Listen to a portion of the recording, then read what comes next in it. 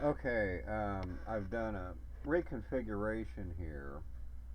You can see I still got the same, JFET and everything in there, but I put my other probe instead of measuring the voltage I'm applying to the gate, which is still being applied exactly. The setup's exactly the same as it was in the previous video, but now instead of probing the voltage I'm putting in the gate with my other probe, because again, I got my little channel 2 probe here, monitoring the current going through the drain, across this drain resistor here, this 100 ohm drain resistor, so I can get a current reading. But, I decided to go ahead and switch back from, instead of reading the voltage we're applying to the gate, I'm monitoring again the voltage I'm applying across the device, which is very similar to what I was doing to begin with. Um, but at any rate, what that allows me to do, and this is about the closest you can come to plotting characteristic curves with the analog discovery, given the fact it's just not got enough probes to do it all at once. Is this I can, now with the this channel here, I was actually probing, this is what I was applying the gate voltage to, and I still am. I got control of the gate voltage, but I'm in DC now. And then I've switched the drain voltage now to where it's a waveform, a triangle wave, so I can, vary the voltage I'm applying to to the drain. That's what that red probe there is. That's that generator, that second channel there. So I'm applying a voltage, waveform from 0 to 5 volts peak, so that I can look at the, drain current with that probe across that same resistor, just like I did in the very first video, basically. So, but instead of it being, instead of me tying the gate and source together, or the gate and source together like I did, I have independent control of the gate now. So this allows me to at least adjust the gate voltage to any voltage I want and see what the current, curve actually looks like. Because this is the ohmic region here, and this is the, the constant current region, the saturation region. So, but I can, like I said, I got, direct control over what we apply. So, the lower the voltage, the more towards cutoff it becomes. See, right now it's actually cut off. In fact, you can tell with this rig up, you know, when the cutoff actually starts to occur. It's, you know, you can see the curve start to move just ever so slightly, and that's right at 2.5 minus 2.5 volts on the gate. So, because of that, I can, kind of test the family of curves. Now you can see what's happening here. I've got it right up to 5 volts, and you can see that at this level, the analog discovery waveform generator can't generate more, than about 4.4 volts or something like that. It thinks it's 5 volts, but it's really about 4.4 volts. So that's why it kind of cuts off here. And that's sort of the problem I had in the first video, that you couldn't see the whole thing, but that's because it can't generate like more than this amount of current, 6.5 milliamps at 5 volts. So that's where it's coming from. That's why it's cutting it off. Now, of course, I could use an external power supply and do the same thing with it to supply the drain current, but I'm still not sure what I'm going to do with this rig up yet, because I might have some more experiments to run. So I don't want to like fuck anything up until I decided. So, but yeah, I could do that because my power supply wouldn't have this limitation. Although I couldn't generate very easily this fine level of control, maybe, but I could still go down to the geez, well, 10 millivolts anyway. Um, like most power supplies don't actually allow you to adjust it below 10 millivolts um, resolution, but at least the ones I have anyway. But but yeah, so you can see what the family of curves is, and you can you can come over here, because this is the current waveform, but you can see you know um, what voltages various things are happening. So, but you know, like I said, this is still pretty much the ohmic region here, but it's starting to go into the saturation region. And you can certainly strobe these curves like this. You can see the ohmic region shrinks down here at lower voltages. So, you know, or yeah, yeah, more negative voltages anyway. But you can see it shrinks down there, and you can see more of the linear region here, you know, where it's in saturation, you know, versus the ohmic region. But you can see how the ohmic region grows even without having a family of curves. Um, I guess it would help, you know, if you could do a capture. You know, I could try to put it on persistence for the shits and giggles. Um,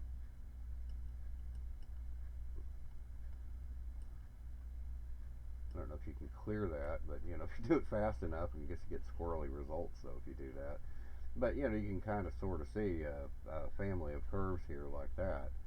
So, um, yeah, I don't know how you clear this thing. I mean, like I said again, the sheer lack of controls on this just drives me nuts. So you got to do that. You know, yeah, if I could just incrementally, you know, because I could go through here and incrementally increase it, or hypothetically, I could go generate some kind of step wave, and then, you know, with persistence mode on, I don't know. I guess I could do something like that. That might be an interesting experiment. I don't know. I'll have to think about that. Oh, there's a pause button. Oh, and another thing I wanted to say too is that I turned the noise filters off in some of my earlier videos. I had the envelope on, so that's why things looked as squirrely as they did. I usually turn that thing off, but since this was a new scope, I forgot to do it. So that's why the waveform looked the way it did. You know, if you turn that noise envelope off, it'll take care of that. I'm still not sure how to interpret some of that stuff because, again, technical details are still really limited on this product, even though it's way better done than most products out there for the amateur market. But still, some of the reasoning behind some of these things and what the caveats are, I don't fucking know. So, when I know, you'll know. If I choose to make a video anyway. So, um, but I was trying to see if I could, you know, increment this thing manually, but, you know, because I was thinking of doing a step wave on it, you know, as a waveform here instead of doing DC. But the problem is, you know, if I, like, change it like that, this is what happens. Okay, well, fuck, I forgot to put the persistence on. But yeah, let me just go back to, like, 0 volts. Um, and you'll see what happens. See what happens? That was just a single step, so I was thinking, yeah, I could generate a step wave, as a custom waveform or something, but no, you get results like that, so that wouldn't do you any good. It looks like a particle collider or something. Anyway, um, but anyway, I know if you've dicked with this thing enough, because again, just sweeping it manually is the best result, but it still gives you so many curves you don't really know what's what, and but it does show this damn thing could theoretically do it. And if you wanted to spend a lot of time trying to make some kind of an algorithm which did a step waveform and then took a snapshot, by either pausing the oscilloscope and unpausing it or some bullshit, you might be able to actually do that. Well, here, let me try. That's actually a curious experiment. So let me turn persistence off. Man, I know this camera is going to make people seasick.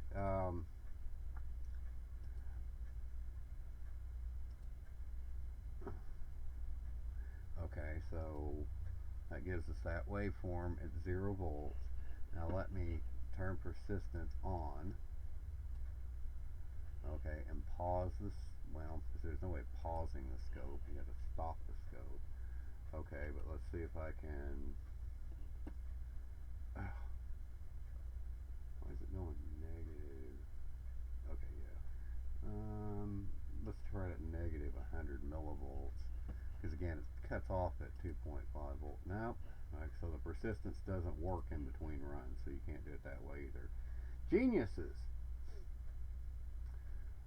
Anyway, okay, so, but at any rate, that's probably about as far as I'm going to dick with this particular thing. So, cheers.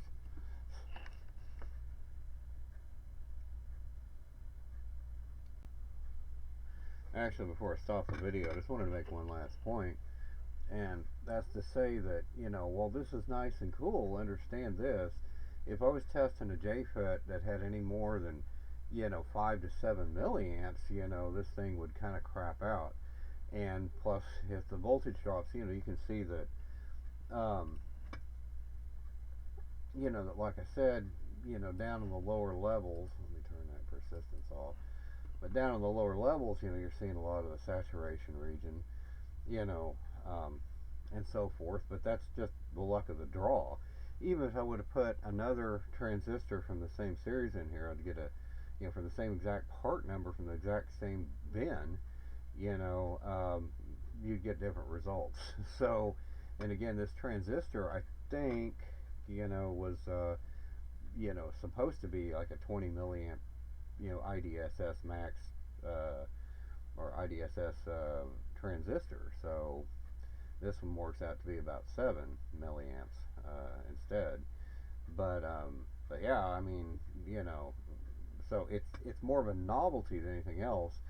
So it's like I said, there's still a need for an actual JFET transistor tester out there. And fuck, I'd like to have a transistor tester that also could test, power transistors, up to at least a couple of amps, on the collector current, maybe even Darlingtons too. So I mean, that's one of the reasons I'm kind of reviewing, this stuff, because I'm really considering strongly, making my own transistor curve tracer, maybe sticking it out on the market or something, and do it for a hell of a lot cheaper than analog discovery. That's for sure.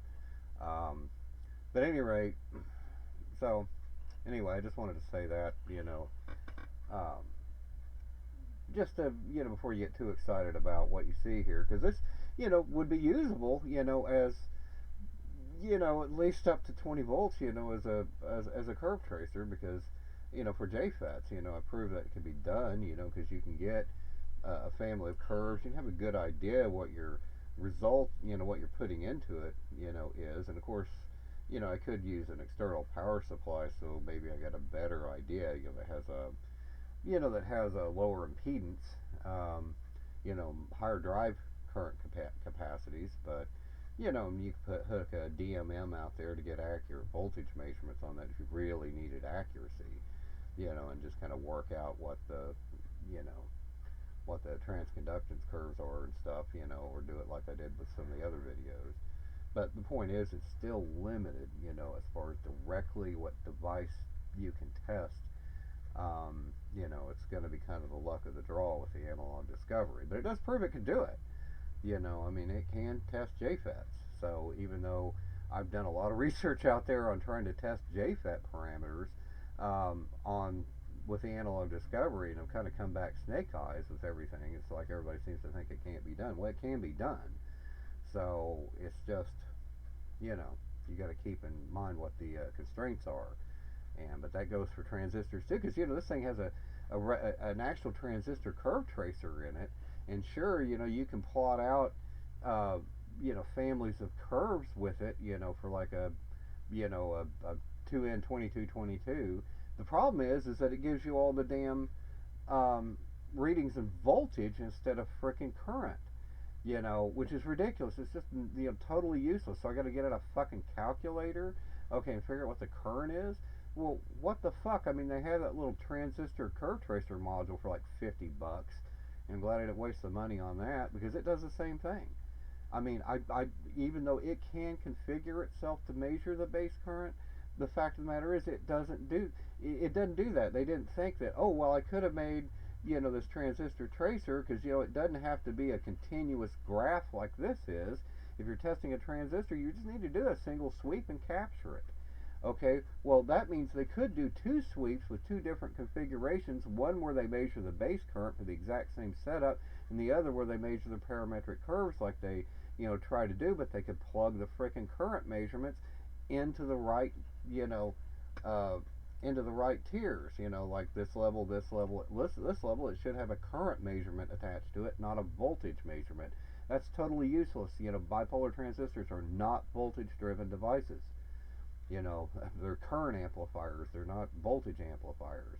You know, this is a voltage to current converter is what it is. So it's a transconductance amplifier.